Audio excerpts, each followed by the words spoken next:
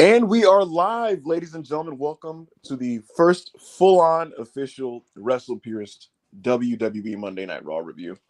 It's your boy Back of Hangman, better known to some of you guys as Ibu of Wrestle Purist. And I'll be hosting this recap show where we're going to get into Monday Night Raw. We'll talk about some of the surrounding news and notes. And I'm joined today by some people's favorite, known as Robbie Impact to some, known as Rob of Stanford. Rob, what's going on, man?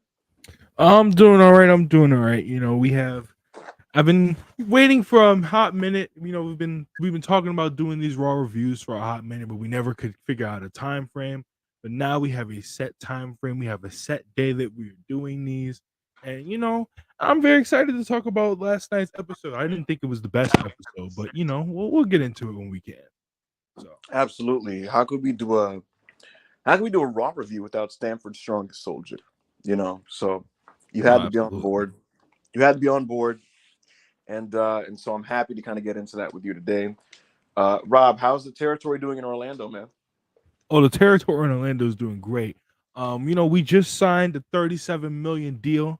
You know, $37 million deal last week. You know what I'm saying? We'll be on the CW next year, making big money moves. Everybody's talking about it's not the DC era, it's not the Arrowverse era. Who cares, nigga? We make more money than your favorite wrestling promotion. So it doesn't matter.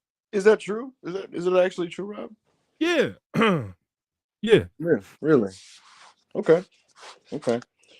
I mean, listen, I'm happy for you. I'm happy for your territory. You guys have a nice little TV deal. You got a big increase on the rights, and listen, man. Hopefully, it's only up from here. How's the Judgment Day group chat going? How's that been? We're hell.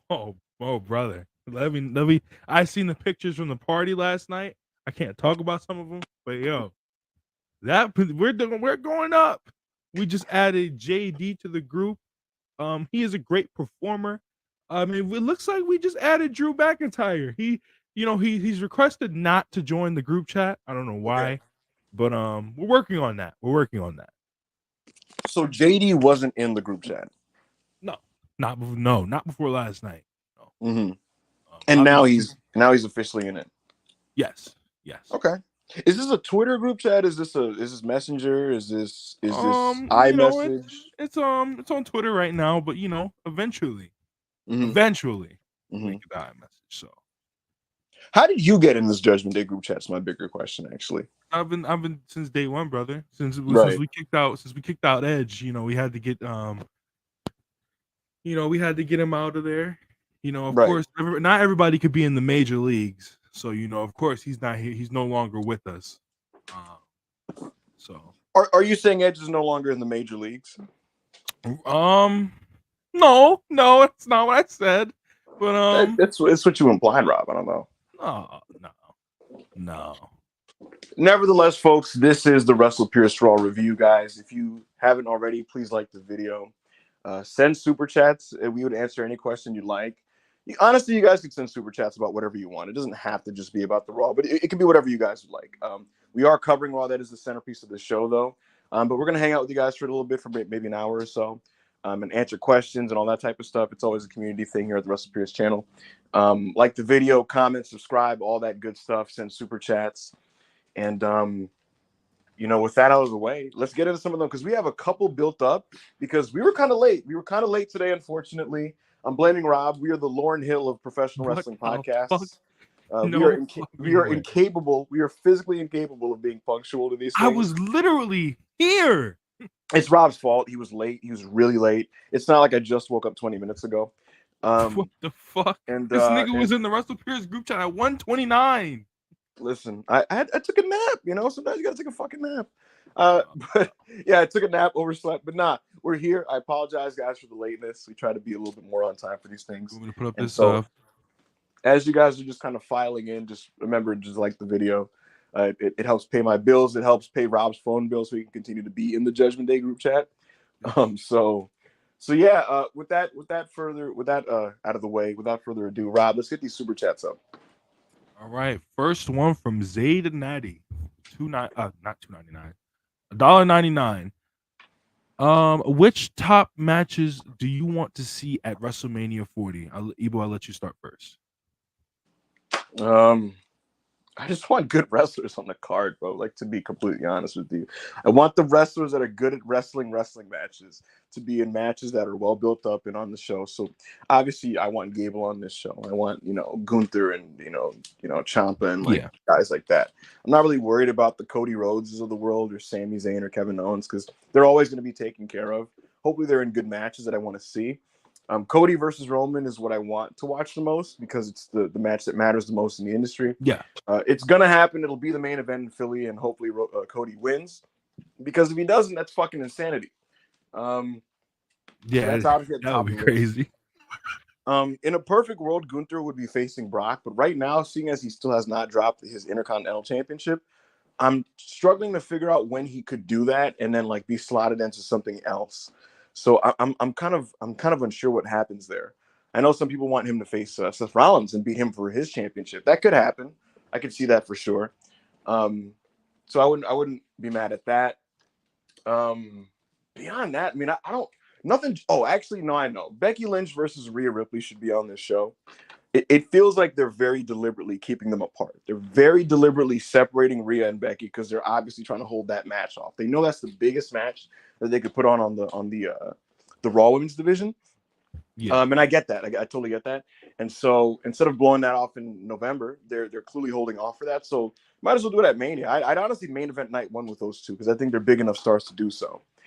So I hope that happens at Mania. Honestly, they have an opportunity to put on a lot of really big women's matches this year. Like they got to figure out something for Jade Cargill, presumably. Charlotte versus Bianca feels like something that they're going to, so I wouldn't have a problem with that. Mhm.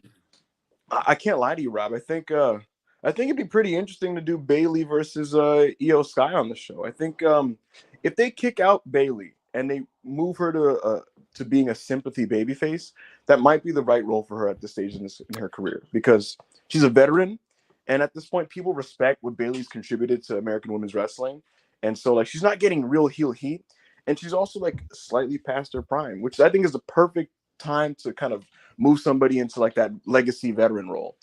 So Bayley being the sympathy babyface versus Io at Mania and maybe going for one last run could be a really good story. So I'm not opposed to that, and I actually think she should win the Rumble. Well, I my main priority, like I'm going to Mania this year, so my Really? main priority is for right now is to get into night 2, so I can see if Cody Rhodes can get it done this year. Mm-hmm.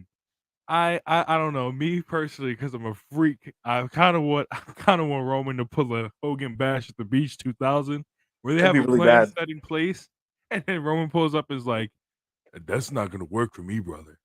If Uh, Roman Reigns, if Roman Reigns refused to job to Cody, I think I might fire him. Like, I'd be really tempted to fire Roman Reigns. Dude, So just imagine he pulls up and he's just like he hears the crowd chanting Roman outside, and that just changes his mind. He's like, I'm still over. "Hey, It's still my time. did Yeah, you hear fuck, that?" that would fucking suck. That would fucking suck. Yeah, man. Bayley Io would be good.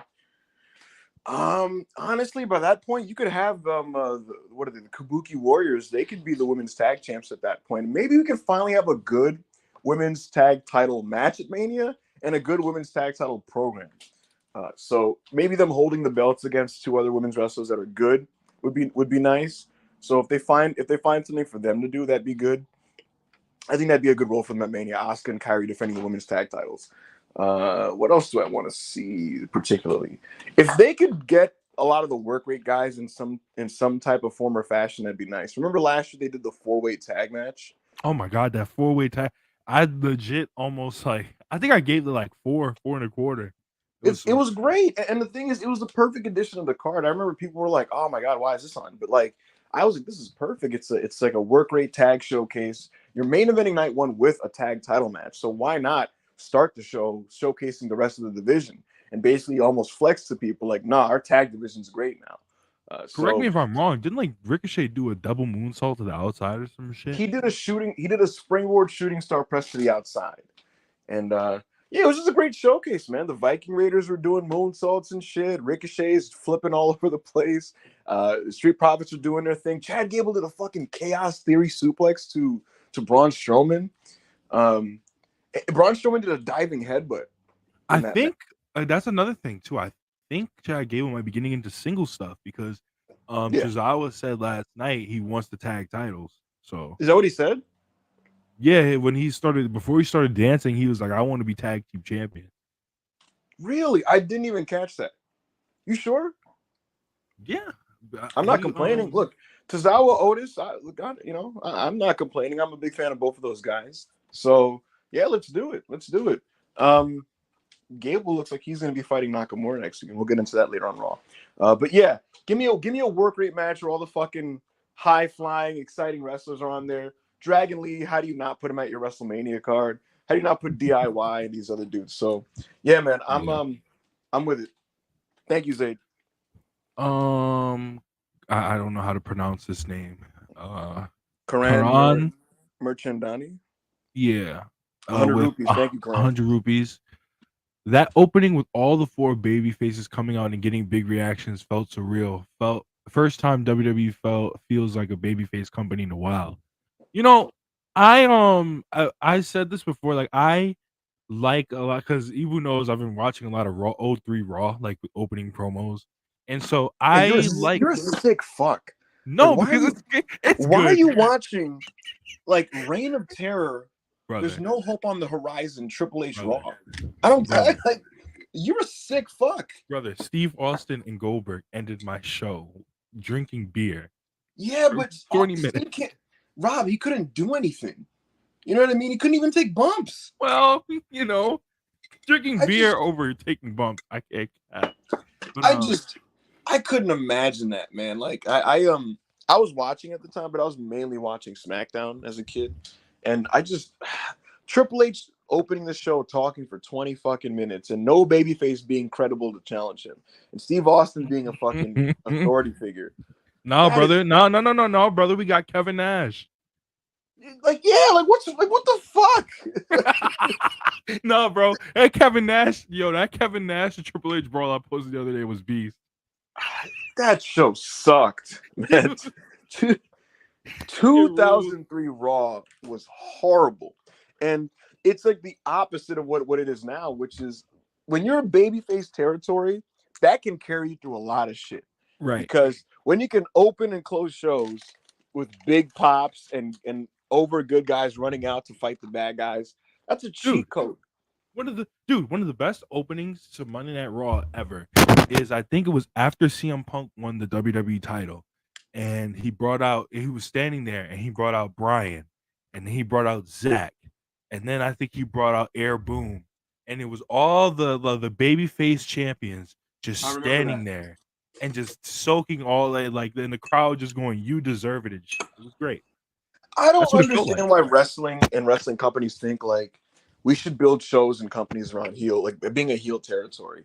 I don't get that formula. You can have a top heel that you push, but it's like people want to buy tickets to see their heroes, man. People want to pay to see the guys that they like prevailing.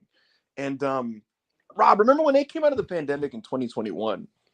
Like they just decided to shit on and embarrass every baby face on Raw. You Yeah. know, it was the stupidest fucking model for me. Bro, fucking Shayna was Shayna a babyface or no? I don't remember. All I know is Rob. They were given 50-50 booking to the baby faces people did like. And anyone could potentially get like into or invested in, they just got jobbed at Ricochet and Oh my Keith Lee god. made his return in Texas and lost. Horrible, Oh no, do you horrible. remember? Do you remember when Finn and Rico won the US and Intercontinental titles and all of Twitter like started going, "Yeah, you see, WWE is pushing work rate talent and Absolutely dropped the ball with both of those guys. They both had and then completely nothing Finn literally reigns. dropped it 2 months later. Rob, they had nothing reigns and they never defended those belts on pay-per-view. You know, like the bottom line is they were so bad with baby faces for so long. And I don't think it's a coincidence that as their business has kind of turned around here and the show has been more successful and they're selling more tickets, that they're opening these Raws flexing that they have fucking 4 super baby faces. And just recently it was 5. They had to move one of them out of the show with Kevin Owens and to help SmackDown out. babyface territories are the way to fucking go. In Jim Crockett promotion, you got the Road Warriors, you had fucking Dusty Rhodes, you had, you know, Magnum TA, and the list goes on. And later on in the decade and going into the 90s, you know, the Steiner brothers and so on and so forth, Sting, Ricky Steamboat. Mm-hmm. Wrestling companies that have a big cast of superheroes that the fans like, that is the proper business model, because the fans will pay to see them beat up anybody, quite frankly. Obviously, heels matter, but it's so much more effective than just ending every TV with heat, you know?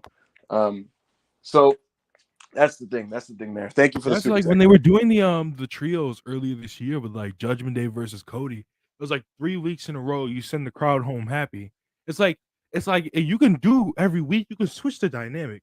You can send the crowd home happy 1 week, and then the next week you can send them home being like, "Yeah, that fucking Judgment Day. I hate you. Fuck, bro." But I know Cody and them are gonna get them back next week. I just know it. Exactly. And it's also a cheat code that there's some of these weeks they were like making Cody Steve Austin, where like he wouldn't be on the show at all, and then they'd hit his music in the last 2 minutes for like a fucking clutch run out. Yep. It's the exact same effect as the glass shattering, you know. So I forgot. Before we get into the next, I forgot what they did. Some shit on one of the Raws I was watching, and they were fucking 3-minute warning was about to kill Freddie Blassie, and then all of a sudden Steve Austin was like, no, we're not doing this, and he brought out the Dudleys. It was great shit. That's what it's about. That's what it's about. Ibu, this next question is for you. Zayd Natty, another 199. Ibu, which Punk feuds in WWE do you want to see most? Well, Cody Rhodes, Kevin Owens, Roman Reigns. Those are the big ones for TV. Like I want CM Punk to interact with Paul Heyman again, for obvious reasons. And Kevin Owens and Cody would just be great feuds where he's the heel in that feud. So those are my top 3 picks. Yeah. It'd be nice to see him work with Rey Mysterio again, of course. They had great feuds. The Punk Rey Mysterio matches were really good. One thing I want to see Punk do, and when he comes in, is I want to see him officially bow down and acknowledge his tribal chief on national television.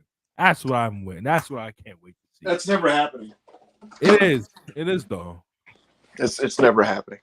It's just not happening. Hey, brother, he already had to. They already said he had to apologize to even be considered to come back. So, which is nasty. It's so nasty. Down. Brainbuster, $5. Oh yeah, you deserve this. I tweeted that this Saturday is a legacy game for the Bucks, and now I am getting dog piled. How do y'all feel about it? I don't. Go ahead, Rob. Go ahead, take this one. Deserved. You know who it should be a legacy game for? FTR. I am so sick and tired of FTR having these mediocre tag matches at pay-per-views and everybody just ignoring it. Everybody just looks over it and looks at the Bucks, and it's just like, bro, they had the worst match at and what was that? All Out last year when they stunk it up with the machine guns. They had I don't even think they worked Full Gear. Did they work Full Gear last year? Yeah, I don't think so. Man, that's why the show was good.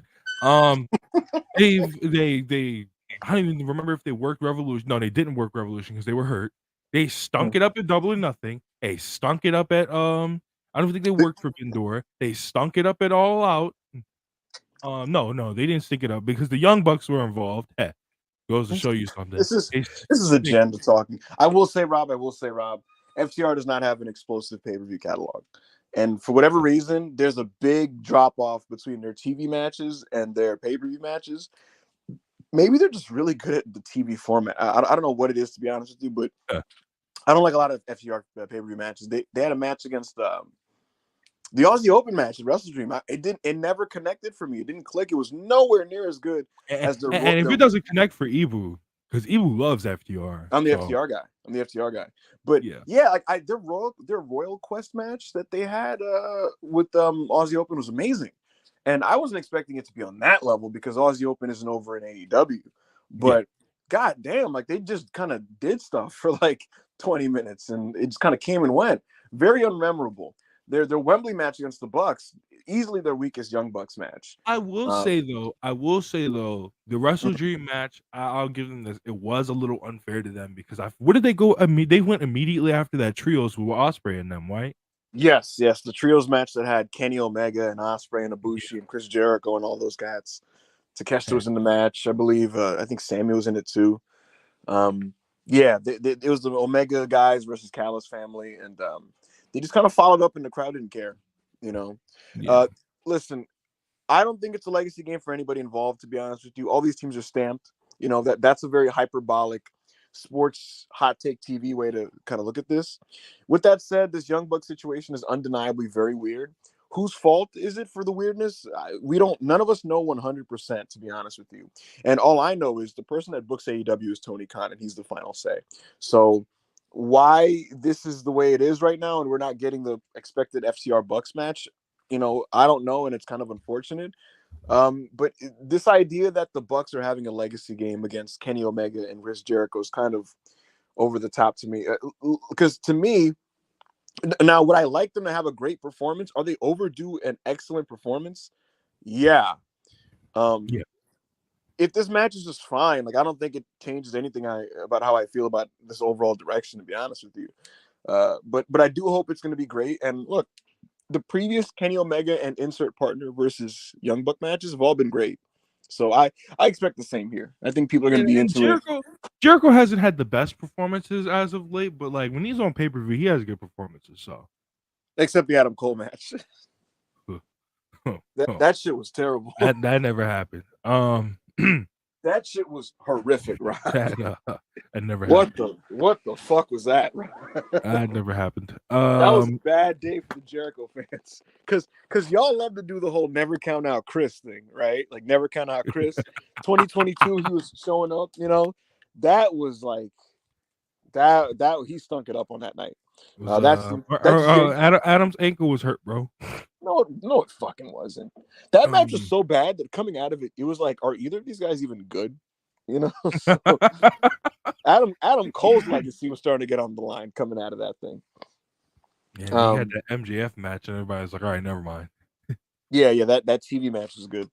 Andy with 100 rupees. Do you think Triple H holds the AEW stuff against Cody? The All American Hero feels more of a Vince thing. What was the logic behind the Mania 39 finish? Great question. All I can tell you, Andy, is no matter what WWE will tell you publicly, Cody was absolutely the intended guy to beat Roman Reigns, like when they had him win the Rumble. Things happened behind the scenes, and not all of it was Paul Levesque's call. And ultimately, Cody ended up not winning the match, which is really unfortunate. Is it an AEW thing? I doubt it. To be honest with you, I doubt it. I got to be honest. I think it's more of a Roman Reigns thing than anything else. Yeah. And And he this calls is it. and this is just like, I'm not saying this is definite, so don't take my word on this. I said before WrestleMania, I said I feel like I don't think it's more of the thing I was saying. It was like him leaving, being like, and Roman being like, "Well, you left to get adulation. I had to stay through all the bad shit." I think it was more of a thing of like, I feel like people would just like, it's the adversity thing, you know what I mean? Like, because Well, Cody was just I coming mean, back and he was just winning and winning and winning, you know what I mean? well, Roman saying that, like, that was his real feelings. But Yeah. that was his real feelings. But look, at the end of the day, uh, Roman does call his shots over there. To be honest with you, to be completely transparent, and we'll never know 100% the truth about the situation with that. All I know is Paul doesn't indicate publicly that he holds the AEW thing against Cody. In fact, I always get the opposite word when I ask about it. Like it's almost like to me that like Triple H sees Cody Rhodes as his quarterback and he's the coach. Like that's the relationship they kind of see it as. And he sees Cody as a really reliable guy that he will just call plays for. He'll be like, "Yo, I need to do this house show, and I need this from you, I need that from you." And Cody Rhodes is very eager to just kind of follow through with game plans in that type of way. And he actually respects that Cody left because he's one of the guys that kind of helped him leave. You know, when Cody was frustrated in WWE in 2016, he went to Triple H and voiced it, and Triple H said, "You should rattle some cages." And so when he left and kind of made himself his own man, like Hunter kind of gets into that type of thing. It's why he likes Drew McIntyre, because Drew did the same thing. So yeah, I don't know. I don't know, man. Maybe Vince has some weird vendetta about it. He's a freak, you know. So who the fuck knows? Yeah. And we're gonna do 2 more super chats, and we're gonna get into the start of the show. Yep. Hush's with $1.99. Cody and Seth shoot not like each other, or is kayfabe? They have a very real professional rivalry. They do not exchange Christmas cards. They do not hang out in real life. I like how you said that. Yeah, they do not hang out in real life. Seth Rollins absolutely resents Cody coming in and becoming the top guy, if nothing else, because he feels that that's the spot that he always is aiming for. And so there's always going to be some professional tension because at the end of the day, he's very competitive with Cody Rhodes. And in his mind, it's like, we're the two top guys here, and you're in the spot I want. It's so Seth's always going to be, you know, of that mindset. And because of that, there's always going to be a little bit of tension, you know, and because it's a professional tension, that everybody just acknowledges, and they know why it exists. They don't shy away from reflecting it on TV, and I think it actually makes for good TV, because when you believe something, it's easy for fans to believe it when you say it on TV. So that's kind of the deal with that. And then Alex Diaz 1990 with $2. What does TK think about Cody as a top wrestling draw? He no-sells it. He obviously respects Cody as a wrestling talent, and everyone in AEW knows how great Cody Rhodes is, and they all, you know, they're aware of his success. You know what I mean? And some people miss him, some people don't care for Cody Rhodes, but a lot of the feedback from AEW when I hear from talents is like positive on Cody. Like they just like them. Regarding Tony Khan, again, he just no-sells it, man. He's like, he's not the type of guy to be going around the talent like, oh man, fuck, man, I really got smoked with the Cody thing, man. This sucks. Fuck. You know, that's not his thing. You know, he's not going to sell it. And plus, it would be discerning. I think it would be discerning the talent if it was just like, well, you got a whole bunch of these guys over here, and so that could be top wrestling draws. So why are you so stressed about a guy that like basically took his ball and went somewhere else? If I was a talent in AEW and I saw Tony tripping over Cody, I'd be like, well, stop. Well, fuck him. Like, what about us? You know, like, brother, I'm right here. Do you see my reactions on Dark? Yeah, I'd absolutely be like, dude, I can give you what that guy was giving you if you give me a chance. Right. So that's kind of how they see it. Is that it? Alrighty. And that it will be the end of the super chats. Remember, guys, please like the video, subscribe, send in more super chats. I do need to pay my phone bill for this Judgment Day group chat. Yep. So please do. There's about 150 people in here. There should be at least 50 likes on the video by now. At the very least. Remember to share the video. Please remember to share the video. So share the video, all that good stuff. You guys can still send the super chats while we're reviewing Raw. We will happily take breaks in between the segments to kind of get into some of your guys' additional questions. But with that out of the way, last night's Raw was in Washington, D.C., Rob, and it was the same venue that the very first AEW Dynamite aired. So it was only fitting. Yeah, and do you remember what the first match of that Dynamite was, Rob? First match of that Dynamite was Cody Rhodes versus Sammy Guevara. Yes, Cody Sammy. And so Cody opens this Raw, and he makes mention of how, like, he has a little bit of history in this building. And he kind of does his usual Cody shtick, plays to the audience. And ultimately, the purpose of his thing was to introduce his War Games team. And he called them his team. And so we get Jey Uso coming out, who one of my friends, personal friends, Rob, he calls Jey Uso the Falcon, his Captain America, which is funny. But yeah, Jey Uso comes out. The crowd is rocking. They're doing the hands up, hands down thing that Jey does. Sami Zayn comes out. He gets another big pop. Yo, that fucking Jey entrance, bro. Holy shit. It was pretty explosive. The crowd was super into it. They're like having a party in the crowd. There's like a dude in the fucking seat. You saw him in like plain view going like, "It's just me." Oh, fucking doing the Hey thing. man, that enters at Mania when he faces his brother. I'm still trying to visualize how that match is gonna be good, and I'm having a hard time with that. I'm an agent it. Don't worry. You're gonna agent it. You're gonna call them. Yeah, right. I'm gonna give them some, you know, What's your biggest point there, Rob? What's the big thing you're gonna tell them to focus on? storytelling, brother.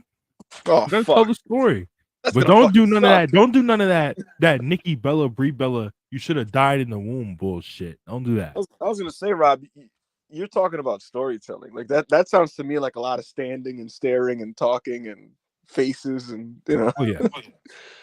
that sounds terrible. Let me Ivy get this Still Cody. call it cinema. You know. Let me get this Cody Seth picture up. Yeah, you probably should do that. Yeah, so anyway, Cody Rhodes is introducing his War Games team. Seth is the last guy to come out. He gets his song played. He's kind of standing, when he gets in the ring, he's standing kind of away from the rest of the other three guys. And Cody kind of just talks about the team members. And he said, whether you're somebody I got along with my whole career, and he looked at Sammy, somebody that I just recently got along with, and he looked at Jay, or somebody that basically like we've never seen eye to eye. And it looked like there was going to be some tension with Cody Rhodes and Seth Rollins, who, if you guys remember, the last time Cody was dealing with Seth Rollins hit him in the back with a sledgehammer, you know, and he was gone away with this, after the pectoral tear.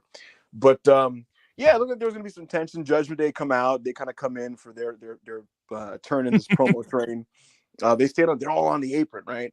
And they're basically talking shit. And the point that Damian Priest was focusing on was that, like, we're a family over here, and you guys are like a ragtag fucking thrown together team that there's no chance you're gonna win. And they're kind of running them down and stuff. Damian Priest is like, how does it feel, Cody? You can beat all the guys on your team, but you can't call yourself a champion, and you're not gonna be a champion. And so that's playing into the Roman stuff. And Cody makes that face like, oh my god, they're talking shit. What's it called? Finn Balor points out that, like, Seth Rollins, you're a world heavyweight champion, but you've never beaten Cody Rhodes. Look at his face. Look at his face afterwards. Yeah, he felt some type of way about that one. They made fun of Sami Zayn because Sami Zayn declared himself as a world title lover superstar, but he lost to Seth Rollins, and they called him a loser. They pointed out that Jey Uso is somebody who shouldn't be trusted. Dominic grabbed the microphone. He paused so that the fans could, learn. He did the thing where it's like, now's your turn to boo, guys. And and then like he doesn't remember what to say. He like forgets what his line is. And God bless Sami Zayn, a fucking consummate professional. He basically was like, it looks like what you're gonna say is blah blah blah. And he basically said, look, this is about power, clearly. Like the Judgment Day, this Cody team, it's about who controls Monday Night Raw going forward. And he basically was like, I'm here to tell you guys, like, at War Games, it's gonna be the most brutal match you guys have ever had in your fucking lives. We're gonna destroy you guys, tear you apart, mangle you, blah blah blah blah blah, and we're gonna win. And so he does that whole thing. And then Cody decides to get some jabs in, saying that I'm surprised you guys even got out of here, without like mommy holding your hands or whatever. Like since she's the leader. Damian Priest is basically like, there's no leader in the Judgment Day, and Cody's like, no, okay, so if Dom is not the leader and Balor's not the leader, and clearly you're not the leader, is it JD? And he's going one-on-one with one by one. He's like, bitch ass nigga, I'm the leader. Yeah, Damon's like, I'm the leader. Look, watch. Look at the reaction. They were like, yeah. He's like, I'm the leader, and like the crowd is like, oh, what? And Balor's making a face about it, and everybody else is just like, oh shit, right? That was a big thing. But they're just taking verbal jabs at each other at this point. And Seth Rollins, of all people, is like, enough of this, enough of the talking. I've had enough. I want to fight. Let's take on those two bozos right there. And he points at JD McDonough. He points at Dominic, and he proposes a fight. And the supposed self-appointed leader, Damian Priest, is like, we accept. And so that's that the match is made for right now on the show. Right after this opening promo, we get Dominic Mysterio and Sami Zayn going toe to toe with what's their fucking names? JD McDonough and Dominic. And so that match starts after the break, and they go back and forth. They're having a very heated match. JD and Dom are just bumping and stooging for Sorry, for Seth and Sammy, and these guys are House of Fire. They're doing all the babyface tag tricks you've seen in the world. There's a double dive at some point. Dominic has a couple heel tricks. JD's like fighting with the referees and yada yada. And there's a lot of back and forth action, and yeah, there's a lot of back and forth action, and ultimately, right when Seth is about to get the curb stomp in, the other Judgment Day guys run in and calls the DQ. Before we get to the post-match angle, I just want to say, I actually thought, Rob, funny enough, this was the better of the two Judgment Day tags on this show. And yeah, not only that, though, I actually kind of like this JD and Dominic team. I think that, like, they're perfect heat magnets. They bump and stooge for the baby faces by just being like the little shitheads and stuff like that. Oh yeah, I think JD is one of like the best sellers on the roster. It's debatable, but what I do know is the way that they bump for the good guys is pretty perfect. Like I think they're like a perfect Judgment Day B team tag team, and I think it's a nice change of pace from like from the Finn Balor Priest team, because those are the guys that get the tag reps most of the times. But yeah, I wouldn't mind throwing these guys at some of the tag teams in the division, because think about this: you could set up a system post Survivor Series where it's like, if New Day want to get back to the Judgment Day, they could fight these two, you know what I mean, like on TV and beat them. Alpha Academy could beat these guys, DIY could beat these guys before getting the tag title shot. I think it's perfect actually in that way. Right. So yeah, I thought the match was actually like pretty good. There was a lot of good heat in the building. Again, Seth and Sammy looked good as the baby faces, and yeah, there's some good back and forth action here before the DQ. Coming after the DQ, Judgment Day were jumping the baby faces. Cody and Jay ran right back out to kind of save their guys. A bunch of producers came out. Security came out. It was a big brawl. Adam Pearce ran out again, kind of like he did at the end of Raw, and he was just like, enough! Every week you ruin matches. Every week with this bullshit. So I bet this is what we want to do. All right, there will be no interference or no fucking decisive decision making in the main event, because guess what? Every single member that's not involved in that match of the War Games match is banned from ringside. No, yeah, fuck that. Y'all banned from the arena. Yes. Yeah, he was like, you're banned from the arena and shit. And Rhea's going in her face. She's like, what? This is bullshit. What? She's going in his face. He's like, yeah, you got a problem with that? You got a problem with that? We go to commercial break. We're at a commercial break. Rhea's still in the ring arguing with Adam Pearce about this.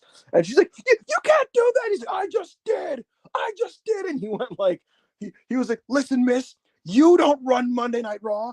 I do. I like that. I actually really like that. I like the authority figure taking control of his show. Yes. And like basically saying like, yeah, everybody thinks they run this bitch. Hell, Cody and Seth might think they run this bitch, but they don't run this bitch either. I do. The funny thing about it, Rob, was Pierce for the longest time was a massive cuck as an authority figure. It's why Judgment Day has been able to run all over the show. And it's funny that in kayfabe, the hiring of Nick Aldis has basically made him like, it's almost challenging to be a man and get some balls and run a show properly. They were cucking him for years. Remember, Roman was beating the shit out of him on SmackDown. Everybody was just completely like playing with his authority. It was like really embarrassing. But he's regained his show. He's regained control, and he basically put his balls on the table and went, yo, no, all of you motherfuckers are banned. Get the fuck out of this arena. None of you will be in this main event match.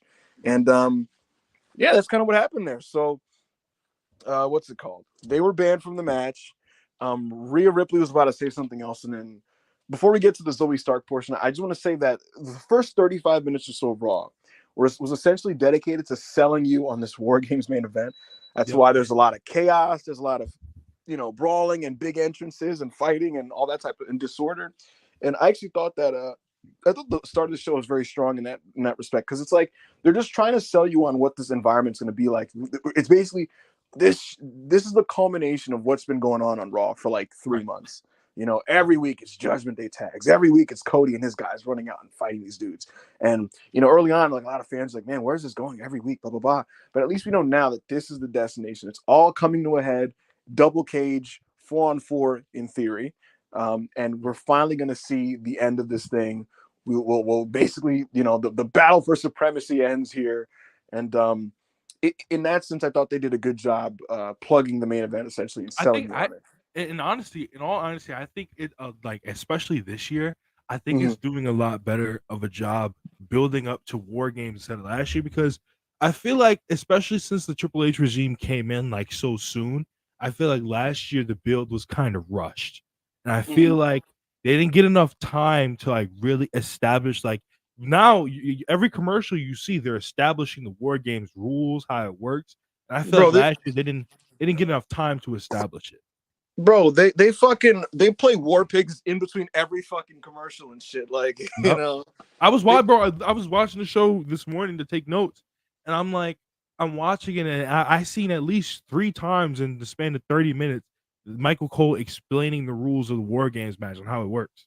exactly. They're telling you how the match works. They're telling you what the show is clearly all about the two War Games matches, which is why like it's gonna be a short card. And it's like Yeah, if these matches aren't good, it's not gonna be a good show at all. And I was everybody is like, "Why is it such a short card, bro? The War Games matches are 45 minutes to an hour." hopefully not this year. They don't need to be, truthfully, they don't need to be that long. And you know, if we could keep this to around 30 something minutes, we're Yeah, good. But I think the time intervals should be 3 minutes, not 5. I don't. It depends. It depends. The point I'm getting at is this show is built around the two War Games matches, so you might as well do a hard fucking sell on those things and make people as excited as they can be for the two War Games matches, because that's what the show is built around. If you're not hyped for War Games, then this show's not going to do anything for you. You know what I Right. mean? So for me, and the other thing, Rob, is like when they've been building the show, like on the back of my mind, I was like, they're going to force a women's one that's not going to be that exciting. But to their credit, the women's War Game that they set up is interesting. So yeah, Yes. look, hard selling the War Games matches and taking up a lot of TV to do so is totally fine in my book because they're the main events of your big four pay-per-view. So Fucking bro, it's fucking Cody Rhodes, Sami Zayn, Seth Rollins, fucking who else is on that team, and Jey Uso on the fucking team against the biggest heel group on Raw. yeah, Like again, I just think it's been well handled. I think that broadly speaking, this has been a very well plotted out story with Judgment Day kind of feuding with KO and Sammy and involved with Seth since the summertime, and the fact that what's it called? The fact that basically, you know, Cody brought Jay in for his own personal motives, and how Jay's involvement in Raw has basically caused like a domino effect of varying reactions from the different characters on the show, and how that's affected Drew McIntyre. And Drew's been pushed to the dark side as a result of this because he feels like he's justified in not, you know, fucking with this dude, whereas Jay's had to kind of earn the respect of everybody else. yeah, It's been a generally well told story and a very coherent one, to be honest with you. When you just look at it on a like when you just take a step back and look at what's been done over the last 2 months on TV. So yeah, and especially since they've established like an internal conflict between both sides. Like on the face team, you have Cody and Seth's beef, and then you have Seth and Cody's beef. Well, not beef, but their issues with Jay in the past, with right. Jay being a part of the bloodline. And you got Sammy's internal conflict with Jay and whether or not he can trust Jay. It's great. Yeah, it's clearly done so that it's like, they want the audience to kind of like keep guessing as to like who's going to be more on the same page on the show, and like it's to make the winner not obvious, you know, from that standpoint. So I think they've been building this well. The whole program should be blown off at War Games, and I think coming out of it is where you start to establish singles directions for all the baby faces, and for the heels, I would just have the Judgment Day kind of focus in the tag division for the rest of the year. So Yes. that was all well done. What wasn't as well done was Zoe Stark's promo. Oh, She came out to interrupt Rhea Ripley and kind of basically stake her claim for the women's tag title, sorry, for the women's championship. And she cut a promo, and she was just kind of talking about like, you know, like how like she was this close to beating her at Crown Jewel, and at Survivor Series she's gonna beat her or whatever. Uh, the audience didn't really have much of a reaction to Zoe. They don't know what to make of her, and she didn't really sound well on the mic either. She's very awkward as a talker, to be honest with you. And I don't mind Triple H you kind of making a project out of Zoe Stark, and I don't even mind her getting a pay-per-view title shot. I hope the match is good. My biggest concern, Rob, I said this last week, was that I just don't know if Chicago's going to give a fuck. Like this feels like yeah. a match that won't have heat, and if anything, this week's angle for it was kind of a bad sign because it felt like they were trying to do exposition as to what this is about. But frankly, again, like they were about to start what chanting her until Rhea Ripley interrupted. And Yeah. she interrupted her, and they started chanting "mommy," and she encouraged it. She's like, "Yeah, go ahead, chant mommy." So they chanted "mommy," and she basically just kind of like talked her shit. She talked her shit, and Zoe was about to attack her, and Rhea got out of the ring. And it's weird because it's like I think a smoother presentation of this would have been like a pre-tape with like sit-down interviews. But at the same time, it's like, will she still? She can't get over with that either because it's like you got to get her out there live. So this is Yeah. a damned if you do, damned if you don't kind of angle, in my opinion. And again, I think maybe the approach for Zoe Stark is to maybe do less talking, more action. Uh, I so think, and the thing is just like it's not so much on Zoe. It's just, but I don't think like the Trish program did nothing for her. It mainly focused on Trish more than it did on her, so I and don't it think was it helped her terrible at all. It was terrible television. Right. You know, it was just bad TV. I don't know. Again, I think the match is going to be good. You would hope that like Rhea Ripley will get the crowd to at least chant things like "mommy" and shit like that. So like it won't be completely silent, but Oh I'll tell you yeah, what's not going to happen in Chicago. They're not going to like cheer for Zoe Stark against Rhea Ripley. She's not yeah, going to get like cheered. yeah, and it's just like it's not going to be a bad match because Zoe Stark is a fantastic professional wrestler. Like I think she has like, and many people echo this. She has the best. She gave Mandy Rose the best match of her like entire life. I didn't In watch that on that that shit. NXT show. So like, and they're giving Mandy Rose a good match was very very hard to do. So Right. We'll see, like man. Hopefully it turns out well. You know, in my mind, Hunter clearly has a bunch of new women's projects. We'll see how they shake out. I feel like some of them are going to work out. Some of them, obviously, it looks like it's not looking too good for them. In the case of Zoe Stark, I do hope it works out. The thing is just going to be how do you get her over properly when she kind of is deficient in some of the skills that are needed to be a top star in the division. But that was kind of that. Let's see what happened next year on Raw. Oh, there was a backstage segment. This was interesting. We kind of talked about this with the super chat question, but basically, Seth and Sami Zayn were leaving the venue, and Cody Rhodes stops Seth, and he basically was just kind of like, "Look, I know that like we're not cool and all that type of stuff, but I need to know that you're on the same page as me, and that you're gonna be my guy at War Games." And Seth, and then Seth, Cody what spit the it out, hell? but Are you good? what happened? Yeah, it fucking kicked you out for like 2 seconds. Are you good? Yeah, I'm fine. All right. Yeah. Go ahead. The gist of this is basically just like, yo, man, are we on the same page? Are we good for Survivor Series? And Seth Rollins said, yeah. And he told him like, I'll never like you. I'm never gonna like you, but I do respect you. And he told him like, yeah, you need me one night, I got you for one night. And he told him go win the tag titles. And he tapped him on the back, and then he kind of went out of the venue. And Cody had a big smile on his face, so that was cute. I like the Cody Seth Rollins interplay. I like that type of rivalry storytelling, so that was fine. Um, yeah, following that, Shinsuke Nakamura faced Otis. Take this one away, Rob. What did you think of this? I actually liked the match. I enjoyed it. I am very indifferent on like people of like Ibu's opinion of Shinsuke Nakamura. I don't think he's the Shinsuke Nakamura of old at all. Definitely not. But I don't think he's like abhorrent or horrible to watch like Ibu thinks. I think he's settled into a role where he's just like, yo, I've been doing this fucking like going hard, strong style shit for 10 fucking years, and I'm hurt and I like to surf. So like, what can I do? He didn't even do all of his old shit that he does, and he still managed to have at least a decent to good match with Otis last night, where the crowd was invested. I feel like the promo packages that he's been doing as well, the pre-tapes have very much helped him instead of doing the live promos that they were trying to get him to do, and that's nothing on him.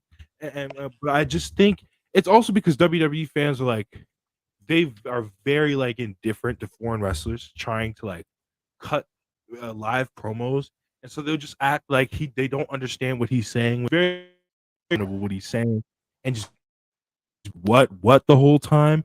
But him getting to cut a promo in like his native language with the subtitles and making his point very clear, I think that's helping him get over more than when he tried to start doing the live promos because they started trying to fuck on him and be like and just basically go what the whole time he was talking. So, but Forcing I like the Shinsuke match. Nakamura, forcing Shinsuke, who's not fluent in English, to cut English WWE style promos was never a good idea.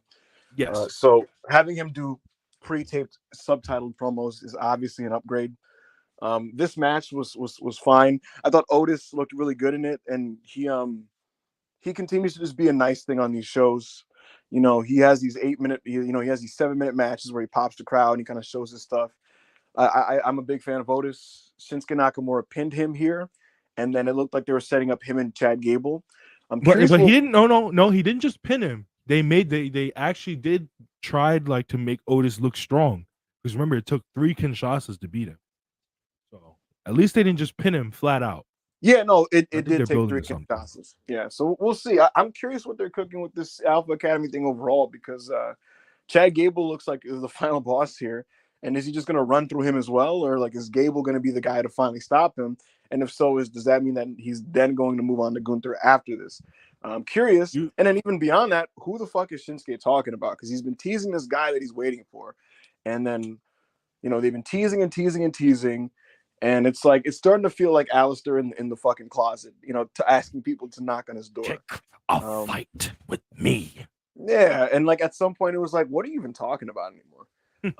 I wonder what if Tozawa is like a fucking double agent? What if he's really in cahoots with Shinsuke, and he fucks over Chad Gable here? Like I don't know. Like I don't know. But I wouldn't hate it. So yeah, especially because Tozawa was still a good professional wrestler. So yeah, I'm not opposed to Tozawa being serious and being treated like a serious wrestler. So I'm not complaining. It's I don't know who he's talking about. Bring back the cruiserweight title. My fault. Sorry. I don't know. I don't know about that one. Chad Gable Nakamura will be a good match because Chad Gable's great. So we'll see how that whole thing turns out. But that was solid. After that match, we got what the hell here? Oh, after that match, we had a backstage segment where Seth Rollins was kind of walking, and Drew McIntyre basically, was like, "Hey man, you were right. You were the better man at Crown Jewel, and I'm going to do what I always do. I'm going to work my arse off and get back to maybe hopefully winning a championship." He shook Seth's hand and basically just kind of was like, "Hey man, good shit, man." And Seth was just like, "Hey man, like I know you will, big man." And he walked off, and it looked like Drew sincerely was just kind of giving him his props. Hey, did you see Monty tweeted the clip? He was like, "Liar." He called him a liar. Yeah, he called him a liar. Yeah, it was pretty obvious what was going to happen here.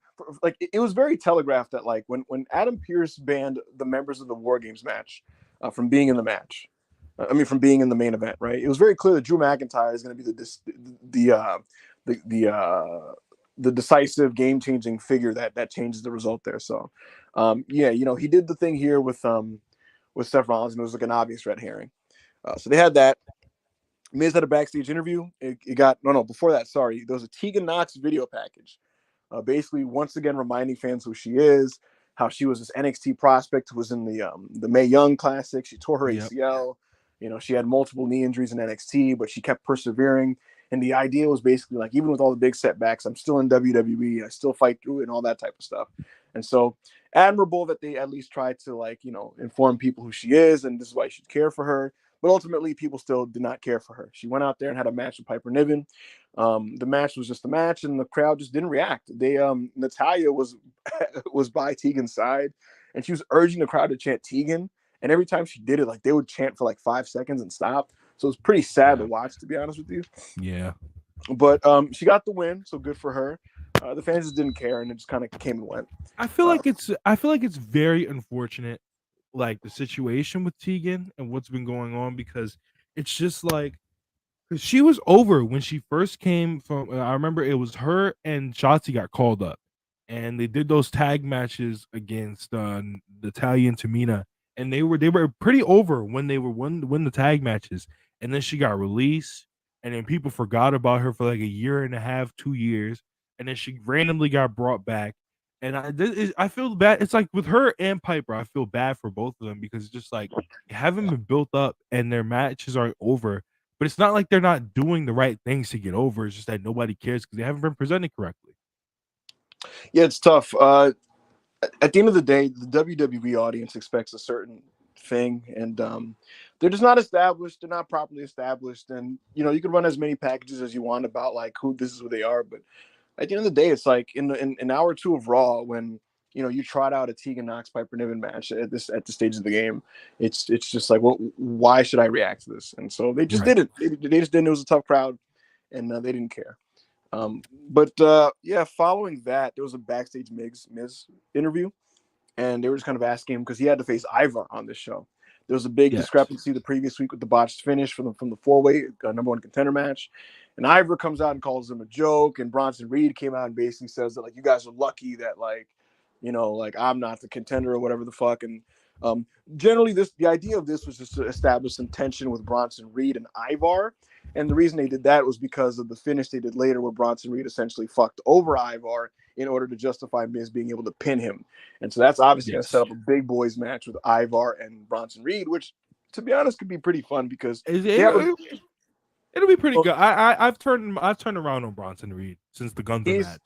he's having a better last few months than he had when he first came in. When he first came in and he had these kind of like really bland squash matches, it was kind of whatever. Now they have him in this like big boys division. If you've noticed, Rob, like between Yeah. Ivar, Bronson Reed, Otis, they like to do these kind of big boy matches now with these guys that are like maybe 7 minutes, and it's all a take on Will Hobbs and Miro. Because Yes. if you remember Bronson Reed had that match with Otis, and they were doing the meat forever chance and meat and all that type of stuff, and Otis is rolling around and lariating him and shit. So Yeah. yeah, So and I think it's just because I think like somebody backstage had to have told him like, bro, they don't want to see you. You're like 300 plus pounds.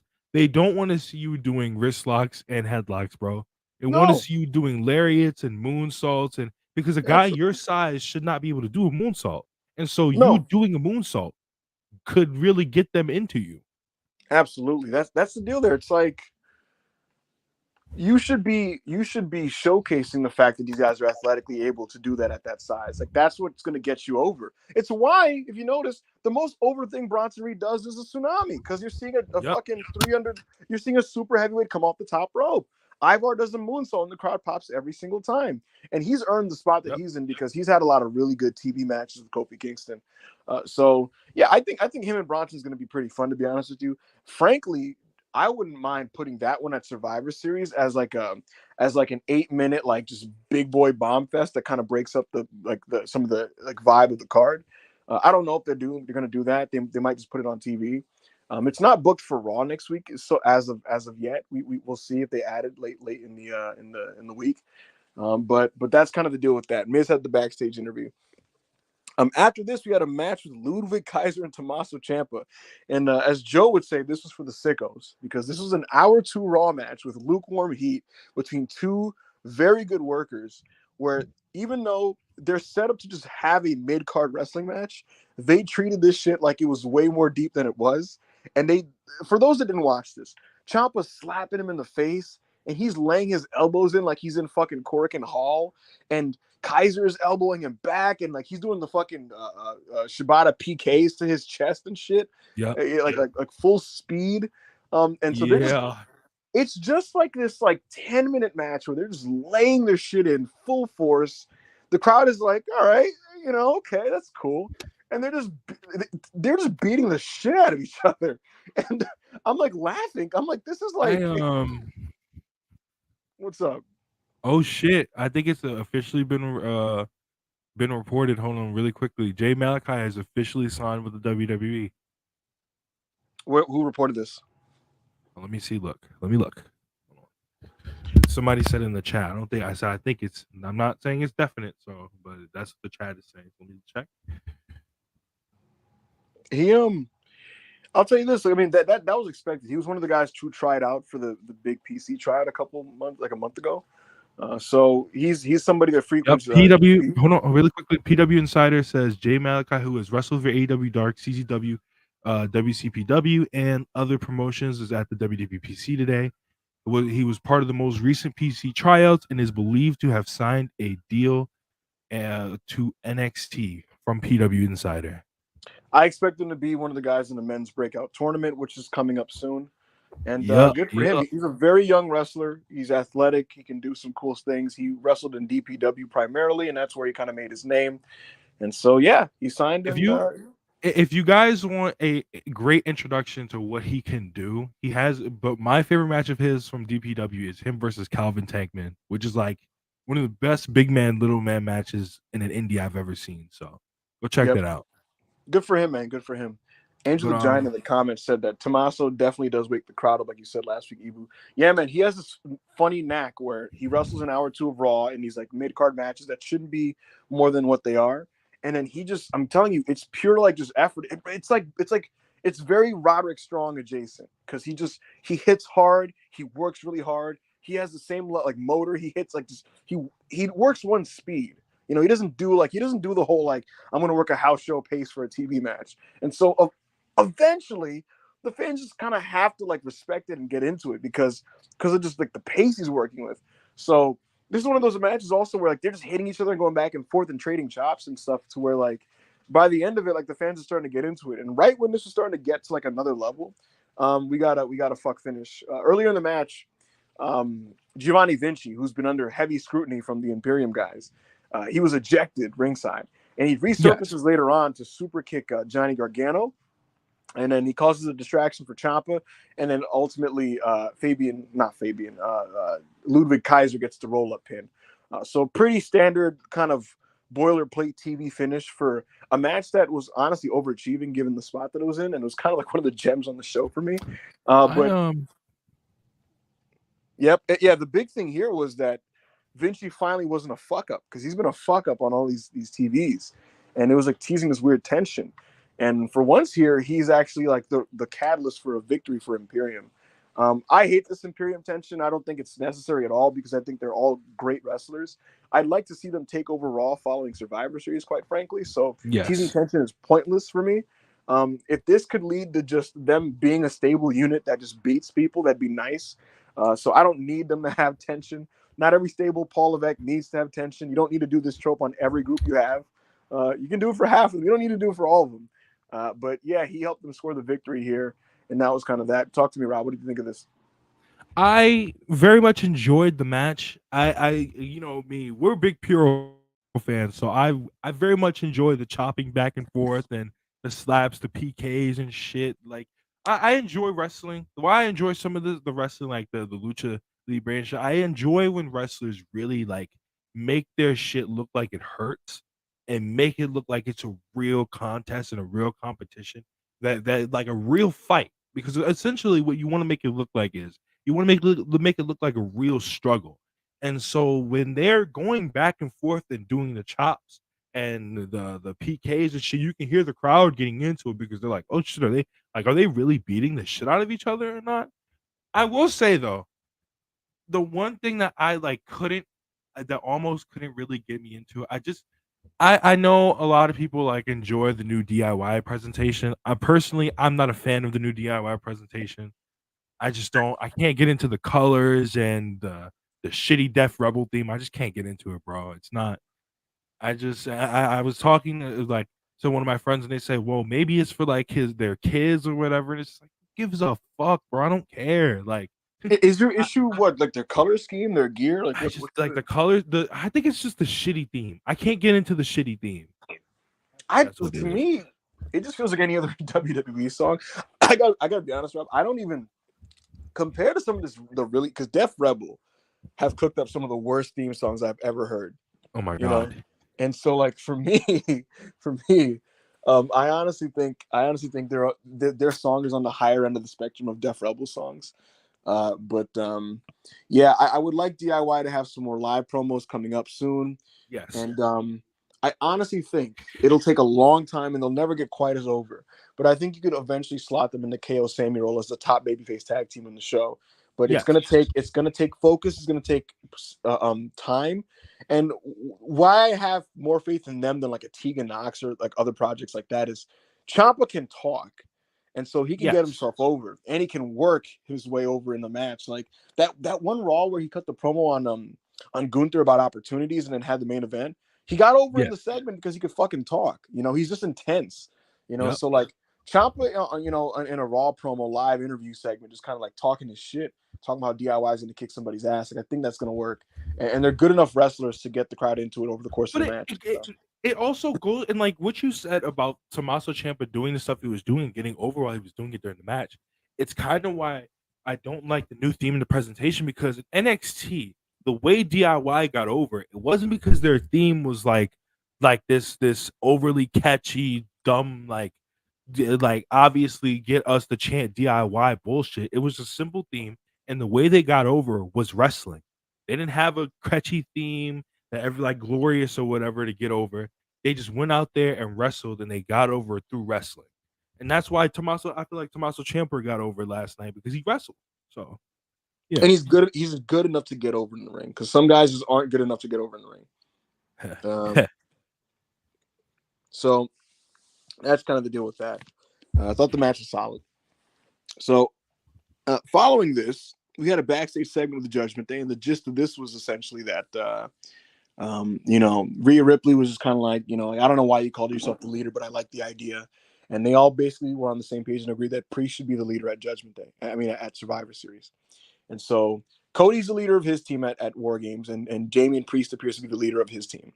And then Finn Balor was like, all right, let's attend to the next bit of business, and that is officially making JD McDonough a member of the Judgment Day officially.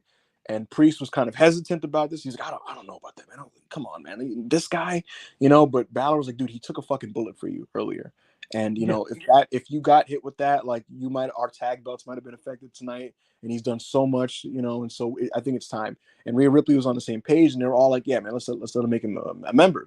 And so Priest said, like, all right, then I'm gonna do it myself. So he took the bag with like the Judgment Day merch, and he headed off to go basically give him the good news. Following this, we had an Indy Hartwell Xia Li match. Xia Li, they're doing this thing where like she's knocking people out with this like spin kick, and it's supposed to be this devastating thing that ends matches where like you don't even get a pinfall, they just fucking end the match. Like the ref basically fakes it like it's one of those like just shoot injury type deals, and they just end the match off. This has happened like 2 weeks in a row now. I want to say she did it to Candice LeRae. And so she did it again here. I get the idea. It's like you're trying to make her seem devastating ultimately, so that when she fights Becky Lynch, she's a little bit more than a monster of the week before Becky beats her. And they're trying to give her something. So creatively, it's a sound idea. In practice, the kick didn't look that devastating, and the crowd didn't give a shit about this. Until Becky Lynch came out to cut her promo on Xia Li. This was just another thing on the show that the fans just didn't really pay attention to or care about. And yes. And so it just kind of played off like a nothing thing that you could honestly fast forward until the post match. I'm sorry, I'm sorry, bro. Like I couldn't get into like an Indy Hartwell Xia Li match. How like, could you?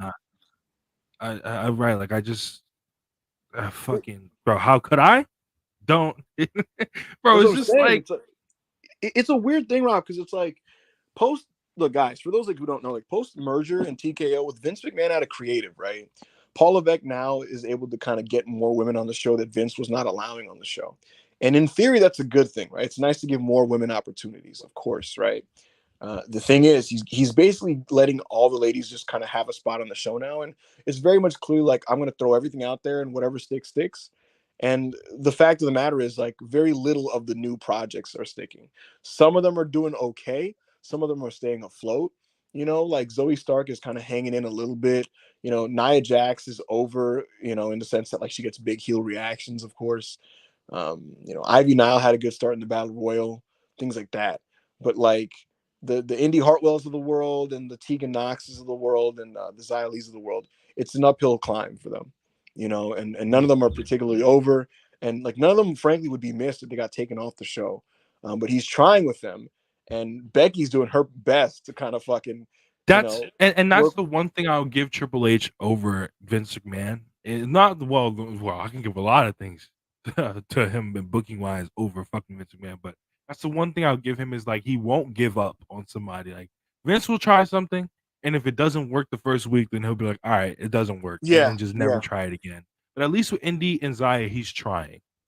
What I would say is that I'd rather the growing pains happen now in November and December than having growing pains in WrestleMania season.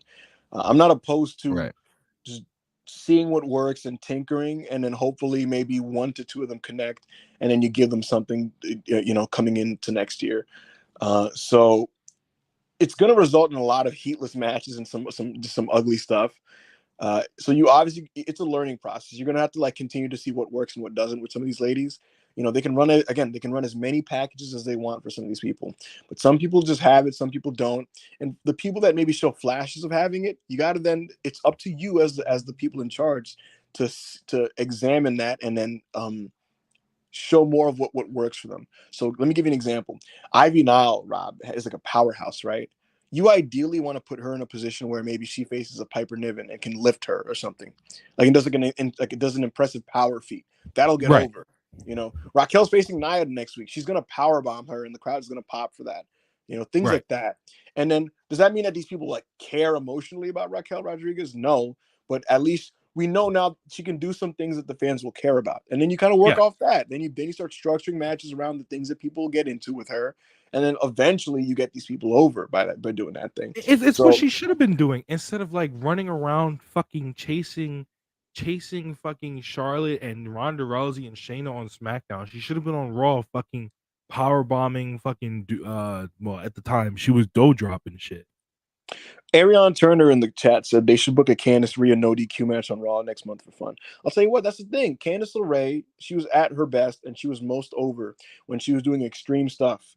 And so the idea of her maybe getting to show her Daredevil side in a match with Rhea Ripley on a December TV, I'm not opposed to that because that would get over. Like people would get into her doing like these extreme crazy car crash spots with Rhea Ripley. And considering there's no pay-per-view in December, fuck it, you can do whatever you want. It's December. So yeah, it's all about Right. recognizing what you actually have, evaluating the talent, and then just basically presenting them in the best way by cutting off what doesn't work, showcasing what does work, and kind of going from there. Indy Hartwell, no offense, like I don't really see it right now. I haven't ever seen it, to be honest, and I just don't think she's like particularly put together as a wrestler. But some of these other people, like a Zoe Stark, who I do think can wrestle, or a Candice LeRae, who can, she could do some things. Ivy Nile and so on and so forth. Raquel, there's something there with all of these people. It's up to Right. you to put them in the best position to show their best qualities, and then go from there. So that's the state of the Raw Women's division at the moment. It's the show where they have projects with Becky and Rhea at the top, whereas SmackDown has a much smaller division, but they have much more established star power, which makes Yeah. sense for a 2-hour show. I'm not opposed to that. 2-hour show, you get just the top end, high end stars. 3-hour show, you kind of tinker with some people. So that's the deal with that. But this match with Xia Right. Li didn't get over. What's up? Yes. Before we get into what's next on Raw, do you want to get into a couple super chats so we can knock We some got a of those couple. out of the way? Yeah, Yeah, we got more. We I got a just wanted couple. to We can say get us like 5. I was gonna say I'll do it, but before we do it, I want to just point out that Becky came out after the match, and she Yes. basically just chased off Xia, and she said it's no longer on your terms, it's my terms. And Xia Li, it's gonna be me and you next week. Welcome to the big time. The crowd got into it because Becky's a big star. They popped for that, and it almost felt like when Becky came out, like it was like the audience was like, "Oh wait, this is canon and this matters." Oh shit, because for a while, it was just kind of like, for a while it was kind of just like, all right, this is like a filler fodder thing, and then boom, holy shit, okay, Becky's here.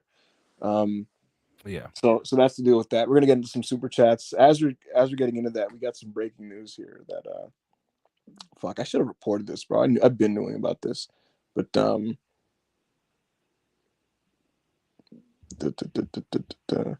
yeah, the word from Fightful is that Mega is basically kind of stepping out of a step back from AEW. We'll get more details on that. We'll definitely talk about this probably tomorrow on the Wednesday show, and I'll let you guys read Sean's report on that on Fightful Select. But Yeah. yeah, Rob, let's throw these super chats up. Alrighty. First super chat we're gonna throw up is Hush. I don't know how to say it. Hush. I'll just say Hush. With 4.99. I know Hunter is at least trying, but Raw's women division is just dreadful. I feel bad because the silence is crazy. How would you guys fix it? Well, I Thank wouldn't you, put Hush. Xia Li. Oh, go We ahead. we No, you go first. No, I was gonna say I basically touched on what I would do is Yeah. just You honestly just continue to tinker with what you have and evaluate the talent and just kind of feature them in their best light. I'd give more of a chance to Katana, Chance, and Caden because they could do some exciting tag team stuff. But from there again, it's just evaluating the talent and then featuring them in their best light, and then just stripping back on the people that aren't connecting. So, respect to like Indy Hartwell, like I would genuinely just use her as an enhancement for now, just somebody that's eat pins, and the same with some of these other girls. Whereas like I do a little bit more with the Zoe Stark and Ivy Nile and Raquel and people like that. So All right, next super chat.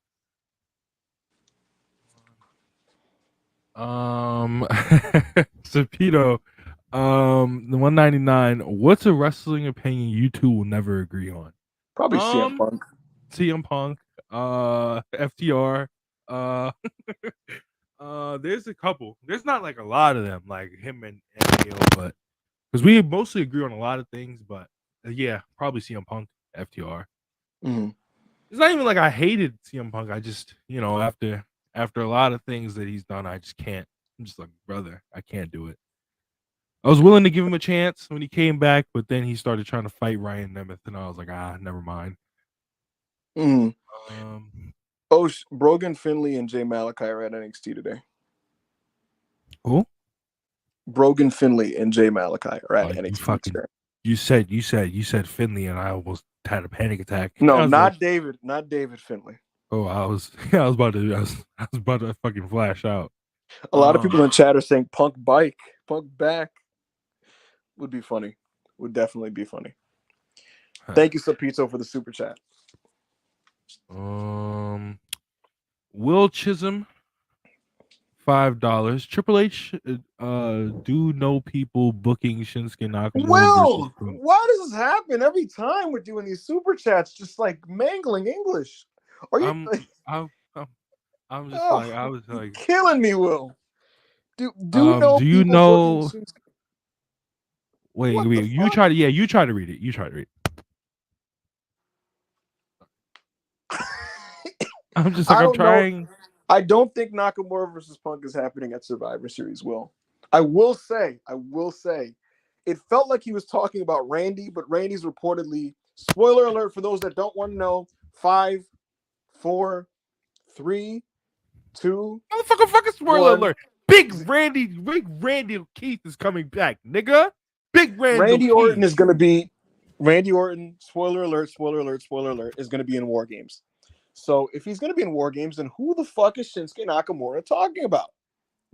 I don't know. It definitely opens the door for CM Punk. But yeah, it doesn't. Someone said, Will take this, trust the process, said, Will take the super chat money and buy a new keyboard, brother. I love Will. Thank you so much for the super chat, brother. Thank you. We love you, bro. Is that it? We're going to do 2 more. Hush with $1.99. Has Punk and AEW had any contact after his firing? No comment. I shouldn't even. Another one from Hush, $1.99. Gunther burying Golden Era guys was so beast. Yo, did you see that clip, boo? Yeah, he said that. He said Ultimate Warrior was the Dark Ages. Yo, they were like, with the Ultimate Warrior. What do you think about that? Oh, those are the Dark Ages. Yeah, he basically that guy fucking sucks. And he did, so like hey, bro, did you see when he was like, they were talking about the honky tonk man, and he was like, bro, come on. Yeah, another one. Yeah, honky tonk man fucking stunk. So like Will Chisholm, $10. Let's say WWE gets Julia, not trying to be that guy, but do you put her in a storyline with Damage Control? Maybe her versus Kyrie at Mania. We know Triple H is a mark on the inside. You know what? I actually wouldn't put her in the Joshi stable. I would actually let her be the standalone guy, the girl. I'd honestly present her like Sasha Banks. Plain and simple. I think her presence would get her over. I'd throw her on Raw, and guess what? In this division that's kind of struggling to get over, I think she actually would have a better chance purely because she has great presentation. She comes off like a star. She's gorgeous. She's a very good worker. Oh, yeah. Because in terms of work rate, SmackDown's women's division clears Raw. So right. I actually think her doing subtitled vignettes, acting like a big superstar, like kind of like Nakamura, but with the presentation in the in ring, I think she'd get over pretty well actually, Yeah, if she and chose to come over and they chose to do that. So no, I would not put her in Damage Control. Damage Control itself is not long for this world. They're gonna kick Bailey out after Survivor Series. oh yeah, that's gonna be They're gonna that stomp segment. out and make their own thing. So That segment is gonna be legendary. Oh my god! And on the last one before we get back into Raw, Jonathan Gomez, top rope catch a vibe, catch a foot when I drive. Cook. what's this about? I don't know, but shout out Swerve. Shout out Swerve. One of my Swerve's favorite great, wrestlers. man. He's done so well for himself in AEW, and he's one of these guys who's actually getting a cohesive week to week push, which is nice and appreciated. And it's why people have gotten into Swerve. It's because he's getting a proper push that's being followed up upon, and the fans can see the vision with him being a future champion. So shout out to Swerve. He's facing Hangman Page in a Texas Death Match this Saturday at Full Gear. So look out for that. Alrighty. That'll be for the super chats right now. Remember, like the video, subscribe, super chat. The video is now at 34 likes. We need to get it to 50. We honestly should be at 100. This is almost 200 people in here, but we need For to get it sure. up to 50 so we can keep doing these. We're doing good business so far, so keep it up. Yeah. I'm actually surprised at how well this has gone. I appreciate you guys for showing out and kind of hanging out with us. Do So you yeah, remember the next segment? Right? yeah. Miz had a backstage segment with Gunther, Yes. and Gunther was just kind of talking shit about Miz and kind of being condescending to him. And Miz basically was like, "Watch my match, bro. Like, watch my match tonight." And he said that like you could call yourself like the longest reigning champion. Basically, he said like longest reigning isn't the same as greatest IC champ of all time. And he pointed at his belt and basically said, "I held that shit 8 times." Shit. And so he was talking his shit. We had a backstage deal with the women. They were all kind of just putting over Zoe and telling them that they believed in her, and they set up Nia and Raquel, who went face to face here, and that's just kind of what happened there. We had a match with Miz and Ivar. Miz faced Ivar. It was a big man, little man match. Miz did his Mystico offense where he did his tornado DDT and some of his Miz industry plant shit. He was absolutely trying to get gift on Twitter again and clipped on Twitter, which he Such a successfully beast. did. The crowd started chanting, "Let's go, Miz." Bronson Reed was watching ringside. He was setting up his stuff with Ivar, and ultimately, Miz got the pin on Ivar because of Bronson Reed, whatever the fuck, distraction, intimidation, yada yada. And so Miz beats Ivar. This match was unfortunately not a bad wrestling match. It was actually pretty decent. And Miz is going to face Gunther, and for whatever reason, these fans are really into him right now. They're really into babyface Miz. What do you mean? They just like him. And yeah, they're into Miz. And Shout out Miz, man. I'm telling you, bro. Kyle in the comments said, "Evie, what are you gonna do when Gunther versus Miz is the match of the night?" I'm gonna kill myself. Bro, oh my god. Dude, if Miz and Gunther is better than fucking Seth's last two pay-per-view matches, no, not even that. If it's better than the Riddle match and the Ali match, oh my god.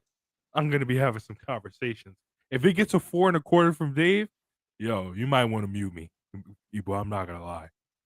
I'm gonna be really mad if this match is good. It is what it is.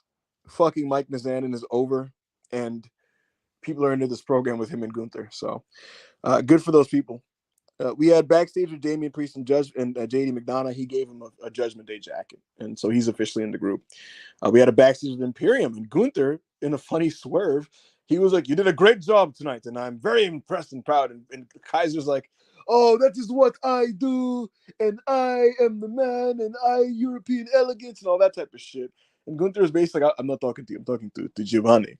And then he's just like, "Oh, molto bene." And he's talking to him and he's putting him over. And Vinci's like, "Yeah, like okay," and he's cheesing and shit. He's all excited, like Gunther's finally patting him on the head. And